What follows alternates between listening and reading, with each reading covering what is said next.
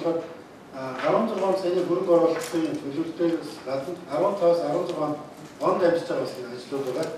Энэ дээр болохоор 52.9%-аас агуулж концессор байр шийдвэрлэлт төлөвлөдөг барилга нийлүүлэх дулаан цагийн 139 арга хэмжээнээс одоо тендер зарлаг энэ дээр нийтдээ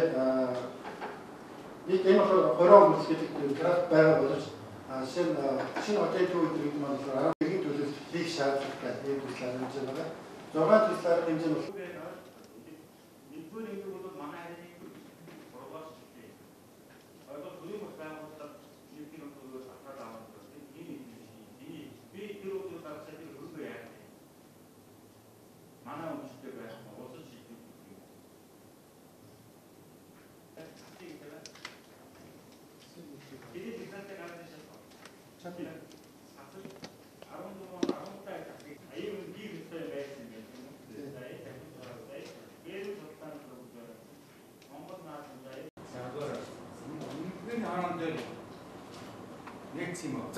захирлын ажлууд энэ нээсэн одоо үнэлэх шатнд байна.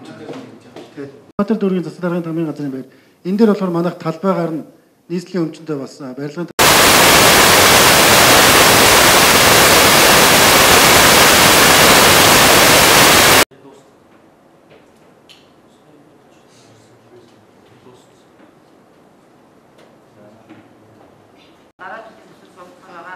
Өөр өнөөдрийн байдлаар сонгуулийн ам руу явсан